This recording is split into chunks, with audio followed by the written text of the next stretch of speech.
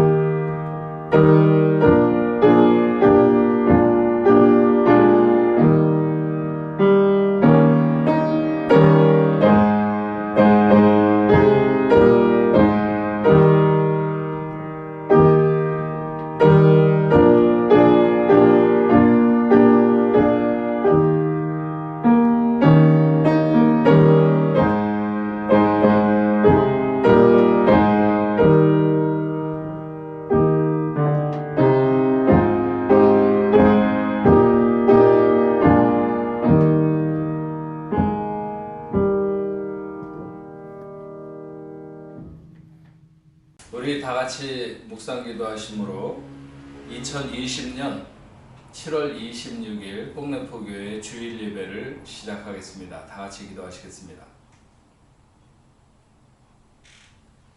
내 백성아 들을지어다. 내가 말하리라. 이스라엘아 내가 증언하리라. 나는 하나님 곧 내 하나님이로다. 나는 내 재물 때문에 너를 책망하지 아니하리니 내 번제가 항상 내 앞에 있음이로다. 내가 내 집에서 수소나 내 우리에서 순염소를 가져가지 아니하리니 이는 살림의 짐승들과 뭇산의 가축이 다 내 것이며 산의 모든 새들도 내가 아는 것이며 들의 짐승도 내 것이미로다. 내가 가령 주려도 내게 이르지 아니할 것은 세계와 거기에 충만한 것이 내 것이미로다. 내가 수소의 고기를 먹으며 염소의 피를 마시겠느냐? 감사로 하나님께 제사를 드리며 지존하신 이에게 내 소원을 갚으며 환난 날에 나를 부르라. 내가 너를 건지리니 내가 나를 영화롭게 하리로다. 하나님은 영이시니 신령과 진정으로 예배할지니라. 아멘. 우리 찬송가 88장 찬송하시겠습니다. 찬송가 88장입니다.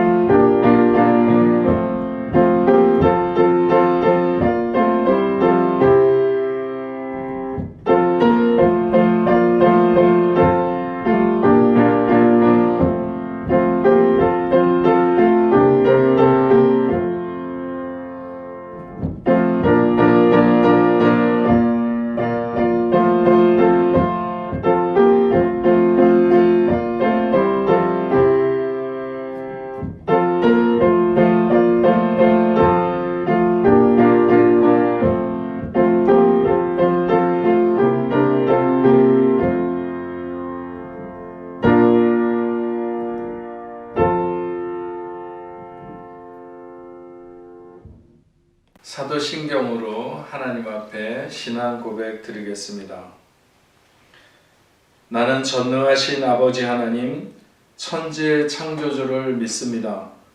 나는 그의 유일하신 아들, 우리 주 예수 그리스도를 믿습니다.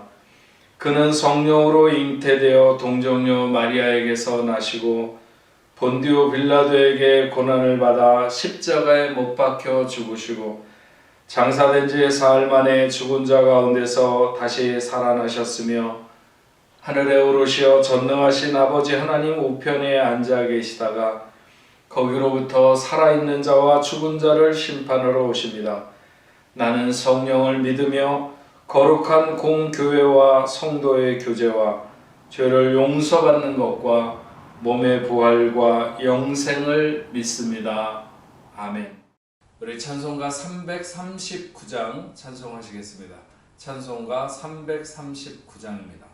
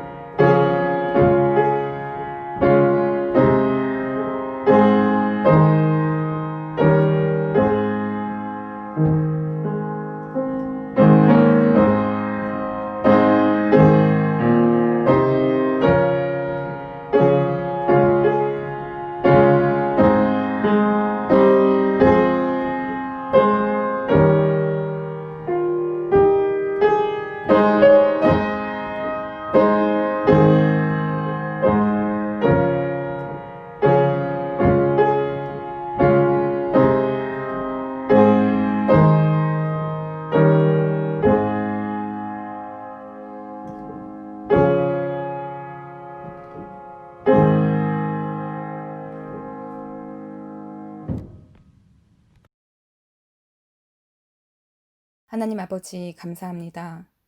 7월 마지막 주일 예배자로 불러주심에 감사드립니다. 지난 한 주간 하나님을 기쁘시게 해드리기보다는 내 뜻과 욕심대로 세상을 따라 살지는 않았는지 돌아봅니다. 십자가 보혈의 은혜로 이 시간 주 앞에 나아가며 회개하오니 주님 저희들을 용서하여 주시옵소서. 작년 이맘때는 여름철을 맞이하여 연합예배를 드렸었습니다. 그러나 올해는 코로나 사태로 인해 극히 제한된 환경에서 예배를 드리고 있습니다.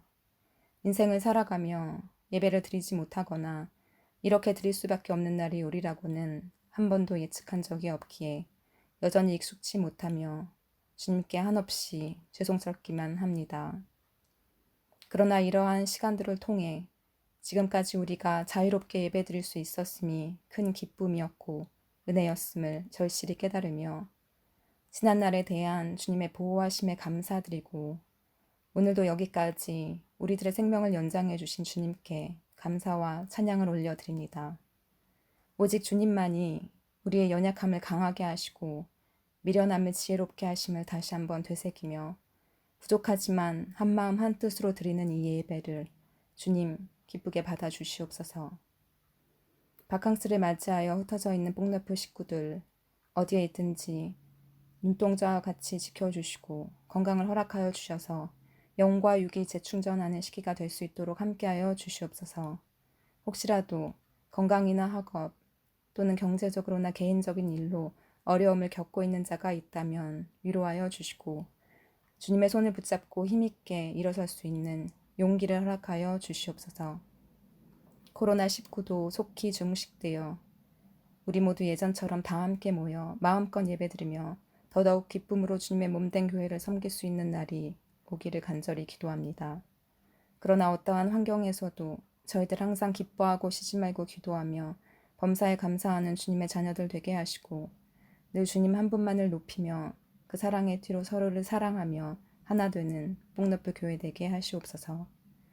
말씀을 전해주실 담임 목사님을 진리의 영으로 붙들어 주시고 힘을 더하여 주셔서 오늘도 말씀 가운데 역사하시는 하나님의 능력이 듣는 저희들의 영혼을 새롭게 하는 귀한 시간 되도록 성령님 도와주시옵소서. 모든 것 주님께 의탁하오며 구원자 되신 우리 주 예수 그리스도의 이름으로 기도합니다. 아멘. 우리 성경 말씀 보시겠습니다. 하나님께서 오늘 우리에게 주시는 말씀은 구약성경 신명기 6장 10절부터 19절 말씀입니다. 구약성경 271페이지 신명기 6장 10절부터 19절 말씀까지 보겠습니다. 내 하나님 여호와께서 내 조상 아브라함과 이삭과 야곱을 향하여 내게 주리라 맹세하신 땅으로 너를 들어가게 하시고 내가 건축하지 아니한 크고 아름다운 성읍을 얻게 하시며 내가 채우지 아니한 아름다운 물건이 가득한 집을 얻게 하시며 내가 파지 아니한 우물을 차지하게 하시며 내가 심지 아니한 포도원과 감람나무를 차지하게 하사 내가 배불리 먹게 하실 때에 너는 조심하여 너를 애굽 땅 종되었던 집에서 인도하여 내신 여호와를 잊지 말고 내 하나님 여호와를 경외하며 그를 섬기며 그의 이름으로 맹세할 것이니라. 너는 다른 신들 곧 내 사면에 있는 백성들의 신들을 따르지 말라. 너희 중에 계신 너희 하나님 여호와는 질투하시는 하나님이신즉 너희 하나님 여호와께서 내게 진노하사 너를 지면에서 멸절시키실까 두려워하노라. 너희가 마사에서 시험한 것 같이 너희 하나님 여호와를 시험하지 말고 너희 하나님 여호와께서 너희에게 명하신 명령과 규례, 증거와 규례를 삼가 지키며 여호와께서 보시기에 정직하고 선량한 일을 행하라. 그리하면 내가 복을 받고 그 땅에 들어가서 여호와께서 모든 대적을 내 앞에서 쫓아내시겠다고 내 조상들에게 맹세하신 아름다운 땅을 차지하리니 여호와의 말씀과 같으니라. 아멘.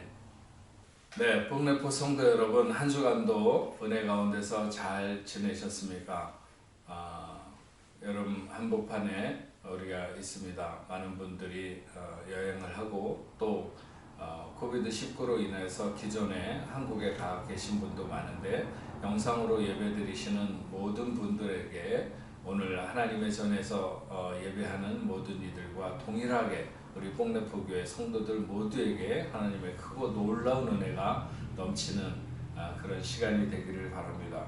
오늘 신명기 6장 10절부터 19절에 있는 말씀을 가지고 목마를 때 의심하지 말라 하는 제목으로 우리가 하나님의 말씀을 함께 나누려고 합니다. 1948년도에 팔레스타인 그 영토에 이스라엘이 독립을 선언하게 되면서 그 지역에 광범위하게 퍼져서 살고 있었던 팔레스타인들이 자기가 살던 곳을 내어주기 싫어하게 되고 그들과 연대감을 같이 가지고 있었던 이슬람권 나라들이 연합해서 독립한 이스라엘과 전쟁을 벌이게 됩니다. 어쨌든 그 전쟁으로 인하여 이스라엘은 훨씬 더 넓은 영토를 확보하게 되었고 팔레스타인들은 점점 입지를 좁혀가게 되었습니다. 1967년도에 있었던 6.1 전쟁은 더더욱 그 이스라엘의 승리로 끝남으로 인해서 이스라엘의 운신의 폭이 훨씬 더 넓어지게 됩니다. 그러다가 1988년 야세르 아라파트가 알제라고 하는 곳에서 팔레스타인 정부의 수립을 선포하고 지금은 이 유엔의 많은 나라들이 팔레스타인을 국가로 인정하고 있는 것을 알 수 있습니다. 이스라엘의 역사적 배경을 깊이 생각하지 않는 사람들은 왜 멀쩡하게 잘 살고 있었던 팔레스타인 사람들을 이스라엘 사람들이 쫓아내고 자기들이 그 땅을 차지하고 사는가? 그래서 이스라엘을 비난하는 사람들이 많이 있습니다. 하지만 이 문제는 그렇게 결코 간단하지 않다 하는 것이죠. 오늘 말씀을 보면 하나님께서 이스라엘 백성들에게 좋은 땅, 축복의 땅 가나안이죠. 가나안을 주시겠다고 말씀하시는데 그런데 그 가나안 땅에 아무도 살고 있지 않는가? 살고 있지 않는 그런 땅인가? 그렇지 않다는 것이죠. 네가 건축하지 아니한 크고 아름다운 성읍을 얻게 할 것이며 그 크고 아름다운 성읍에 살던 사람들이 지금 모두가 다 어디로 가버리고 떠나고 없는 그런 곳을 주겠다고 말씀하시는가? 그렇지 않습니다. 내가 채우지 아니한 아름다운 물건이 가득한 집을 얻게 하시며 그 아름다운 물건을 채웠던 사람들이 어디론가 떠나서 아무도 없고 비어있는 집, 그런 집을 주시겠다고 하는 것이 하시겠다는 것인가? 아니죠. 여전히 거기에는 누군가가 살고 있습니다. 네가 파지 아니한 우물을 차지하게 하시며 우물 주인이 더 이상 이 우물은 사용하지 않으니까 누가 사용해도 좋다 이렇게 버려둔 그런 우물을 주시겠다고 하시는 것인가? 아닙니다. 여전히 누군가에게 생명처럼 소중하고 꼭 필요한 우물인 것이죠. 심지 않은 포도원이나 감람나무도 마찬가지입니다. 그것은 주인 없는 포도원도 아니고 감람나무도 아닙니다. 그런데 만약 그런 것을 내가 아무것도 한 것이 없는데 그것을 누군가에게 빼앗아서 내게 주신다고 하면 그것은 내가 받아도 무엇인가 개운치 않은, 우리가 평소에 늘 공짜를 좋아하고 또 내가 노력하지 않은 것 가운데에서 뭔가 좋은 것이 생기기를 바라지만 그러나 있는 사람, 가진 사람의 것을 빼앗아서 그것을 내 것으로 삼기를 바라는 것은 아닙니다. 우리가 비록 아주 착한 사람은 아니라 할지라도 그런 것은 아니다 이런 생각이 들 수 있습니다. 오늘 본문 10절과 11절 말씀은 이렇게 기록합니다. 내 하나님 여호와께서 내 조상 아브라함과 이삭과 야곱을 향하여 내게 주리라 맹세하신 땅으로 너를 들어가게 하시고 내가 건축하지 아니한 크고 아름다운 성읍을 얻게 하시며 내가 채우지 아니한 아름다운 물건이 가득한 집을 얻게 하시며 내가 파지 아니한 우물을 차지하게 하시며 내가 심지 않은 포도원과 감람나무를 차지하게 하사 내게 배불리 먹게 하실 때에, 중요한 것은 하나님이 우리에게 무엇을 주시겠다고 하는 것보다 그 앞에 무엇 때문에 주시겠다고 하시는가에 주목해야 됩니다. 내 하나님 여호와께서 내 조상 아브라함과 이삭과 야곱을 향하여 내게 주리라 맹세하신.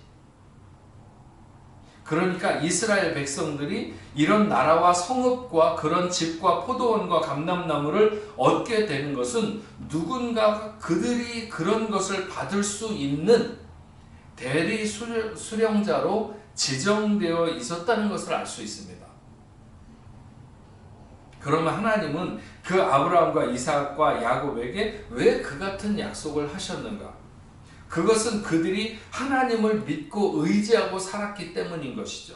아브라함은 그 아들 이삭을 모리아 산 번제단 위에 올려놓고 손에 칼을 잡기까지 하나님에 대한 신실한 믿음과 자세를 가졌습니다. 하나님은 그의 후손에게까지 복 주시겠다고 마음 먹으신 것이죠. 이삭도 그렇고 야곱도 그렇습니다. 그래서 하나님이 그들의 하나님이 되시기를 원하신 것입니다. 본래 하나님이 창조하시고 인간에게 주시기로 하신 땅의 모든 것은 대가로 주어지는 것이 아니었습니다. 그냥 하나님의 자녀로 살아가는 자들에게 모든 것을 누리게 하시는 거죠. 지금은 사냥을 해서 먹고 사는 사람들이 그렇게 많지는 않습니다. 그러나 바다에 나가서 고기를 잡아서 살아가는 사람들은 아직도 많이 있죠. 자기가 기른 것도 아니고 돌본 것도 아니고 키운 것도 아닙니다. 그냥 잡은 것만으로 자기의 것이라고 말을 합니다. 죄가 없던 세상에서 인간이 누릴 수 있었던 것은 그냥 누리면 되는 것이었습니다. 이스라엘 백성들이 가나안 땅을 받고 그 땅의 성읍도 받고 그 땅의 집들이나 또 우물, 포도원, 감람나무를 받는 것은 우리의 느낌처럼 그냥 남의 집을 빼앗아 주는 것이 아니라 그들이 받아야 마땅한 것을 받는 것입니다. 복이라고 하는 것은 바로 그런 것이죠. 공짜가 복이 아니고 믿음의 선조가 해놓은 것으로 오늘 우리가 누리게 된다면 그것을 복이라고 말하는 것입니다. 너희들은 어떻게 하는 것을 봐가면서 주겠다고 하시지 않았습니다. 주는 것은 분명히 주겠지만 그것을 잃어버리지 않도록 해야 될 의무가 있다는 것을 경고하는 것입니다. 사실 우리가 요즘 매우 힘든 시기를 보내고 있지만 그래도 우리가 노력한 것으로 아니면 우리가 이런 복을 누릴 만한 무엇인가를 해놓은 것이 있어서 우리가 이렇게 살아가고 있다고 여러분은 생각하십니까? 간혹 제 아내가 저와 아이들에게 할아버지가 목사님으로 살아오시면서 쌓아놓은 기도 때문에 그래도 우리의 수고와 노력보다 하나님께 받는 것이 많다, 이런 얘기를 종종 합니다. 우리 민족도 마찬가지죠. 그 작은 나라가 세계의 열광들과 어깨를 나란히 하고 세계 첨단의 어떤 유행을 이끌며 살아가고 있고, 또 반도체를 비롯해서 자동차면 자동차, 조선이면 조선, 뭘 못한다고 말할 수 있는가? 어떻게 우리가 그런 나라가 될 수 있었는가? 저는 누군가 때문에 누리게 되는 거라고 생각합니다. 아프리카를 방문해 보면 정말 너무 막막한 심정이 드는 거죠. 어디를 돌아봐도 별로 희망이 안 보이는 것 같은 나라 전체가 그렇게 느껴집니다. 근데 우리나라도 그랬던 순간이 불과 그렇게 긴 세월이 아닙니다. 지금 여기 그 프랑스 밑에 지중해만 건너가서 튜니지만 하더라도 정말 멀쩡하게 얼마나 잘생기고 멀쩡한 젊은이들이 그 바다를 건너서 프랑스에 오지 못해서 안달하는, 올 수가 없는 거죠. 비자를 내어주지도 않고, 물론 엄청나게 잘 사는 사람들이거나 지위가 있는 사람들이야 괜찮겠지만 그렇지 않은 사람들은 이 나라를 오는 것조차도 그들에게 허락되어 있지 않는 것이죠. 그러나 우리는 지금 세계 어느 나라를 못 갑니까? 뭐 안 가는 것은 몰라도 가고 싶기만 하다면 땅끝 어디든지 다 갈 수 있는 뭐 어디 북한이라든지 이런 한두 곳 뭐 있을지는 모르겠지만 하나님이 누군가의 기도를 들으시고 또 누군가의 믿음을 보시고 누군가에게 약속을 하셨기 때문에 그런 이유로 오늘 우리가 이렇게 살고 있는 것이다. 저는 그렇게 생각합니다. 개인적으로도 그렇고 나라와 민족적으로도 그렇게 우리가 복을 누리면서 살고 있는 것이죠. 그런데 지금 그것을 점점 잃어버리지 않을까 이런 염려가 커집니다. 점점 사람들이 하나님 없는 사상에 물들고 하나님께 등을 돌리면서 살아가는 것을 꿈꾸고 있는 세상이 되고 있는 것 같습니다. 자기들이 뭔가를 잘해서 오늘 이런 것들을 누리게 됐다고 착각하는 것이죠.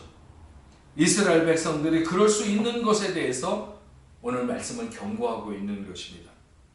12절부터 15절에 이렇게 말씀합니다. 너는 조심하여 너를 애굽 땅 종되었던 집에서 인도하여 내신 여호와를 잊지 말고 내 하나님 여호와를 경외하며 그를 섬기며 그의 이름으로 맹세할 것이니라. 너희는 다른 신들 곧 내 사면에 있는 백성들의 신들을 따르지 말라. 너희 중에 계신 너희 하나님 여호와는 질투하시는 하나님이신즉 너희 하나님 여호와께서 내게 진노하사 너를 지면에서 멸절시키실까 두려워하노라. 밤낮 울면서 하루라도 좋으니 자유할 수 있으면 좋겠다고 그렇게 한탄하던 애굽 땅에서 그곳에서 너를 인도해낸 여호와 하나님을 잊지 말라. 원하는 것을 이루고 편안하게 사는 날이 왔을 때 가장 고통스러웠던 순간을 기억하고 그곳에서 이끌어내신 하나님을 잊지 말라고 말씀하십니다. 우리가 수고하지 않아도 채워주십니다. 우리에게 필요한 의식주와 모든 문제를 주님이 해결해 주시고 공급해 주신다고 약속하십니다. 그렇다고 해서 우리가 다다른 그 가나안 땅이 무의도식의 장소는 아닌 것이죠. 하나님이 우리를 복되게 하셔서 우리가 이루고 싶은 것을 이루고 편안하게 살아갈 수 있는 날이 온다고 해서 바로 그렇게만 살아가라고 하는 것은 아니라고 하는 것입니다. 목적이 없는 삶은 필연적으로 부패하게 되고 병들게 됩니다. 하나님을 위하고 하나님과 동역하는 삶을 살아가야 하는 것입니다. 왜 하나님이 우리를 택하시고 그 땅으로 인도하셨는가 하는 것을 아는 것이 중요하죠. 계시록 5장 9절부터 10절에 이렇게 말씀하셨습니다. 그들이 새 노래를 불러 이르되 두루마리를 가지고 그 인봉을 떼기에 합당하시도다. 일찍이 죽음을 당하사 각 족속과 방언과 백성과 나라 가운데에서 사람들을 피로 사서 하나님께 드리시고 그들로 우리 하나님 앞에서 나라와 제사장을 삼으셨으니 그들이 땅에서 왕노릇 하리로다 하더라. 우리는 하나님의 나라이며 제사장들입니다. 우리가 이 땅을 하나님의 통치 원리로 다스려야 하는 것이죠. 이것이 우리를 통해 이루시기를 원하셨던 우리 주님의 구속사이고 하나님의 나라인 것입니다. 지난주에 말씀드린 것처럼 그래서 우리는 마태복음 6장 33절의 말씀과 같이 그런즉 너희는 먼저 그의 나라와 그의 의를 구하라. 그리하면 이 모든 것을 너희에게 더하시리라. 또 계시록 3장 20절에는 볼지어다 내가 문 밖에 서서 두드리노니 누구든지 내 음성을 듣고 문을 열면 내가 그에게로 들어가 그와 더불어 먹고 그는 나와 더불어 먹으리라. 우리가 어떤 소원의 만족을 이루든지 아니면 우리가 상상할 수도 없었던 그런 복을 누린다면 그때 우리는 여호와 하나님과 함께하며 그의 나라와 그의 의를 구하는 삶이 되어야 한다는 것입니다. 그렇지 않으면 우리는 우리를 유혹하는 수많은 우상 앞에 엎드려질 것이며 결국은 질투하시는 여호와의 노를 촉발하게 될 것이라고 하는 것이죠. 본문 14절 말씀을 보면 너희는 다른 신들 곧 사면에 있는 백성의 신들을 따르지 말라. 이것은 당시 가나안에 살고 있는 사람들이 섬기는 우상을 따라 섬기지 말라는 것이겠지만 오늘 우리의 생활에 적용한다면 사람들이 추구하며 살아가는 삶의 방식이나 그 의식에 물들면 결국 여호와의 진멸을 피하지 못할 것이라고 하는 것입니다. 16절부터 19절에 이렇게 말씀하십니다. 너희가 마사에서 시험한 것 같이 너희 하나님 여호와를 시험하지 말고 너희의 하나님 여호와께서 너희에게 명하신 명령과 증거와 규례를 삼가 지키며 여호와께서 보시기에 정직하게 선량한 일을 행하라. 그리하면 내가 복을 받고 그 땅에 들어가서 여호와께서 모든 대적을 내 앞에서 쫓아내시겠다고 내 조상들에게 맹세하신 아름다운 땅을 차지하리니 여호와의 말씀과 같으니라. 여기 시험하지 말라고 하십니다. 시험이란 어떤 어려운 일에 봉착했을 때 그분이 살아계심을 의심하여 마치 지금까지는 아무런 도움도 받지 못한 것처럼 원망하고 그래서 다른 신을 의존하거나 자신의 힘으로 문제를 해결하려고 하는 불신앙의 태도를 가리켜서 말하는 것입니다. 말씀에 보면 마사에서와 같이 하나님을 시험하지 말고 했습니다.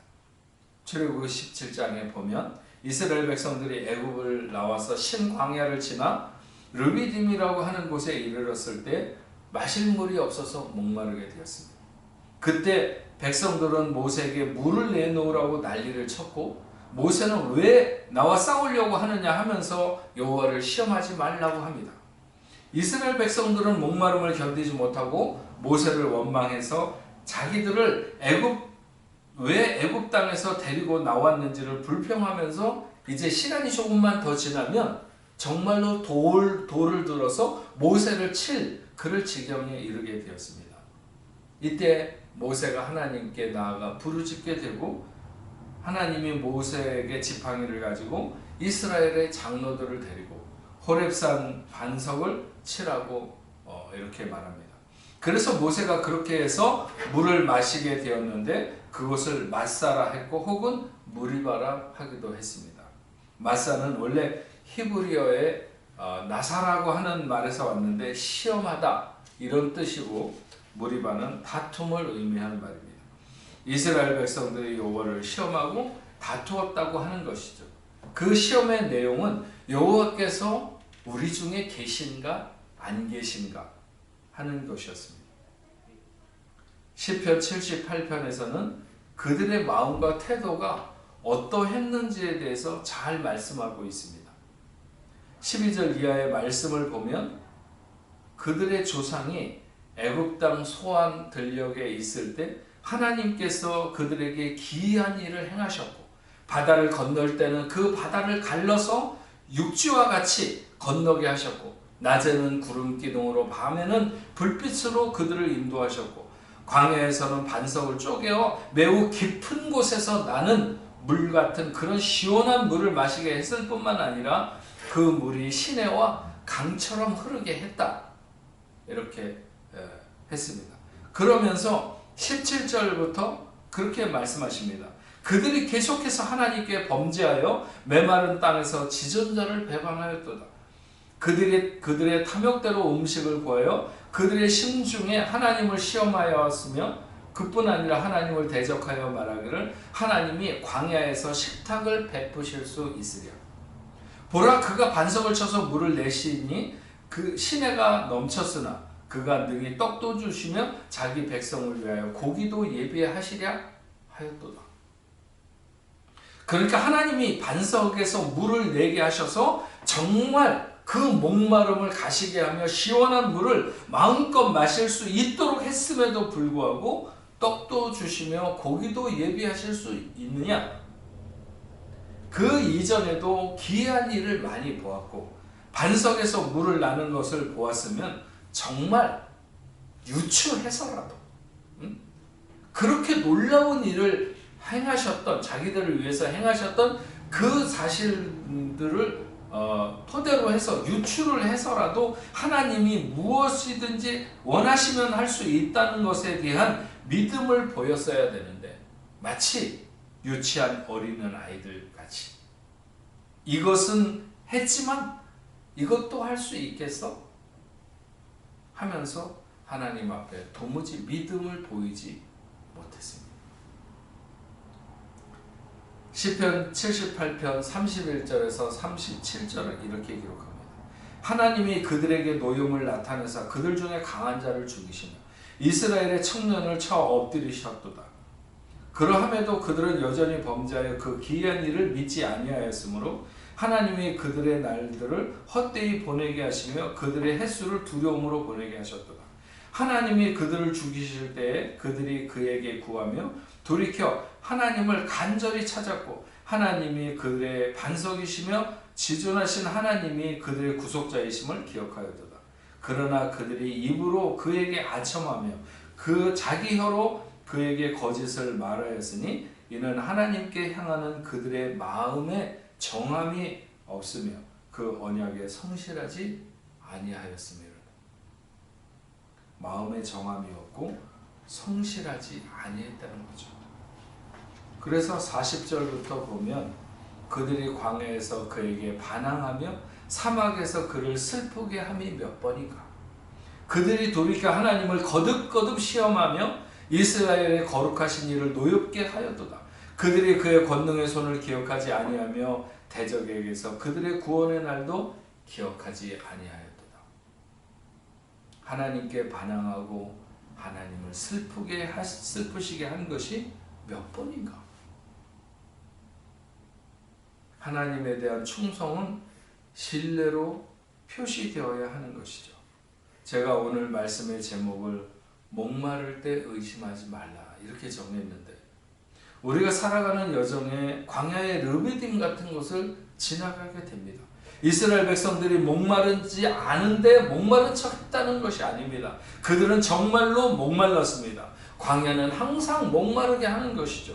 그러나 하나님이 인생을 광야로 이끄는 것은 바로 그 목마른 순간에도 의심하지 않고 하나님만 의지해서 살아남는 것을 배우는 것이 광야입니다. 목마르지 않을 때 무엇 때문에 하나님을 의심하겠습니까? 하나님이 살아계시든 혹 그렇지 않다 하더라도 내가 지금 목마르지 않고 부족함이 없으면 그렇게 간절하게 하나님을 찾지 않게 되는 것입니다. 그러나 목마르면 그래서 죽을 것 같으면 자연스럽게 의심이 고개를 들게 되죠. 정말 하나님이 계신가? 아니 계신가?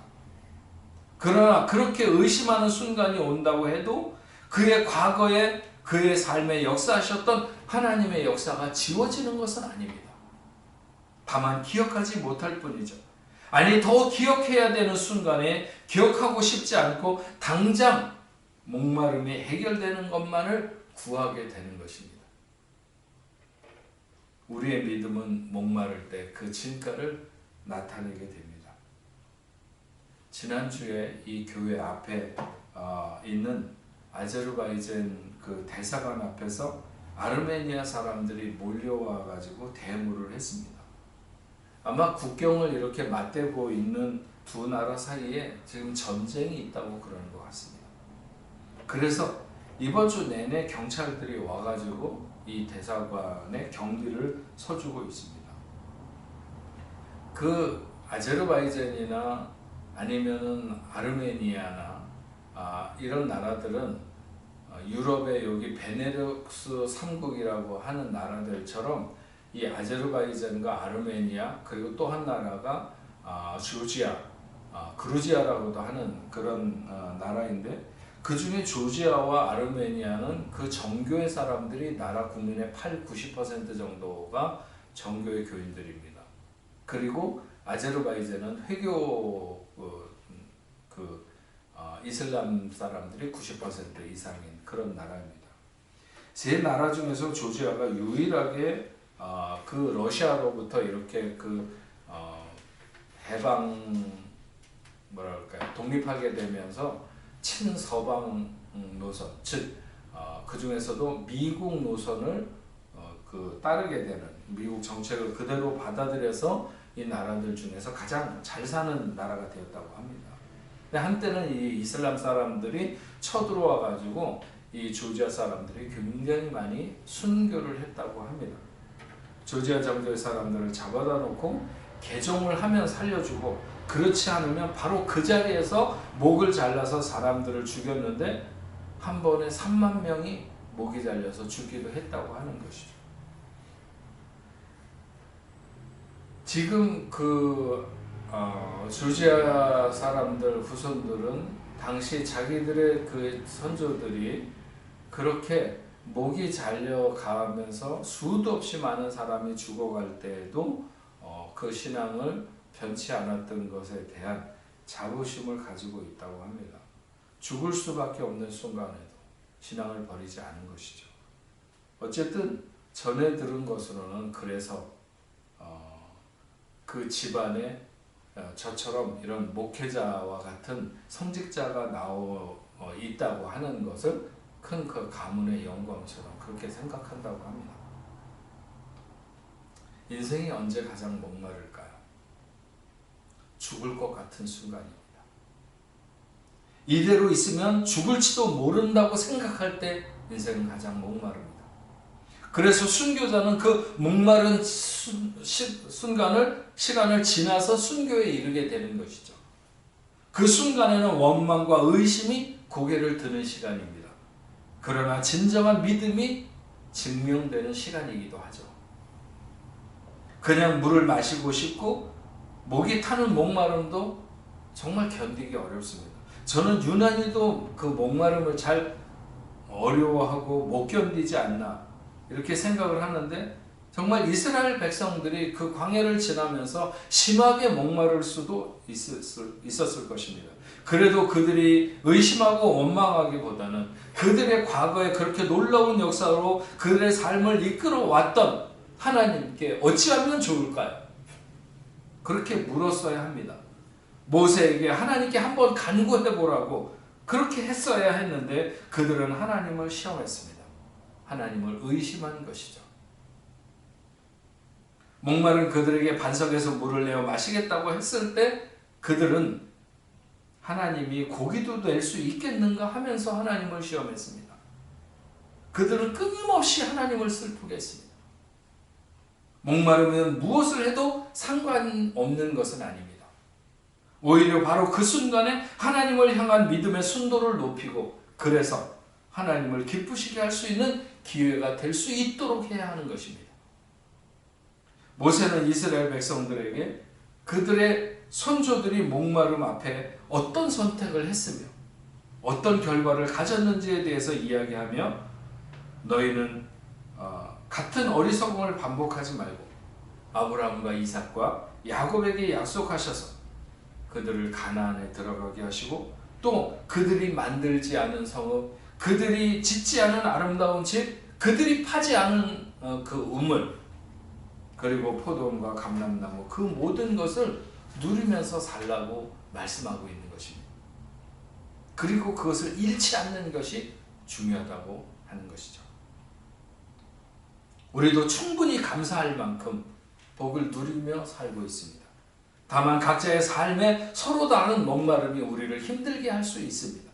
그때 하나님을 의심해서 하나님과 다투는 무리바에 서지 말고 의심을 거두고 십자가 위에서도 그 타는 목마름 속에서도 오직 아버지를 바라며 그 뜻을 이루기 위해서 끝까지 고통의 잔을 마셨던 그 십자가의 길을 가신 주님처럼 여러 가지 목마름 속에서도 오히려 견고한 믿음으로 하나님 앞에 기쁨을 드리고, 이거 오늘을 승리로 이끌 수 있는 우리 뽕네포교회 성도 여러분들이 되시기를 주님의 이름으로 축원합니다. 기도하겠습니다. 전능하신 아버지 하나님, 감사합니다. 오늘 우리가 생각한 말씀은 모세가 이스라엘 백성들에게 너희가 가나안에 들어갔을 때 하나님이 이런 복을 너희 앞에 베푸실 것이라고 말하면서 그것을 잃지 않기 위해서 계속해서 그 복을 누리며 살기 위해서 너희는 어떻게 해야 된다.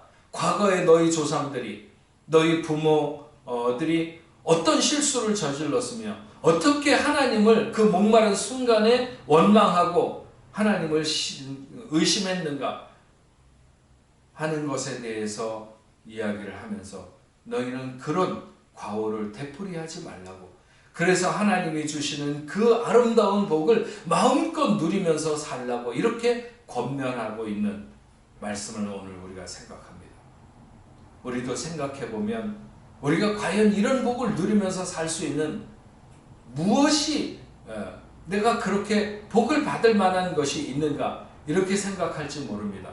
어쩌면 수많은 우리의 신앙의 선조들이 우리의 이런 삶을 위해서 기도했고 또 하나님께서 그렇게 약속하셔서 오늘 우리에게 베풀어 주신 복을 우리가 누리며 살아가고 있다면 우리가 이런 것을 잃지 않기 위해서 이런 순간에 하나님과 더불어 동역하는 하나님의 뜻을 이룰 수 있는 먼저 그 나라와 그 의를 구할 수 있는 그런 삶을 살아가는 우리가 될 수 있도록 주님 도와주시옵소서.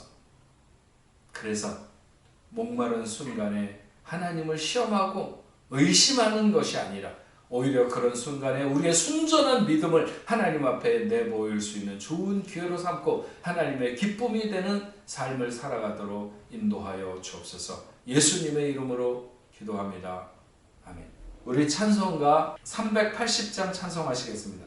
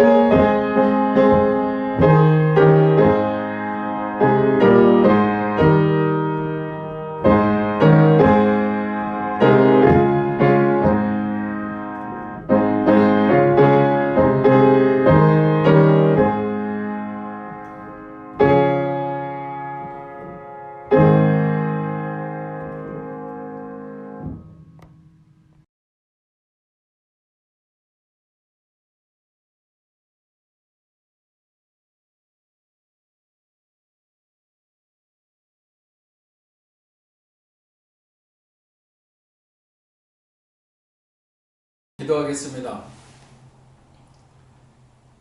하나님 아버지 감사합니다.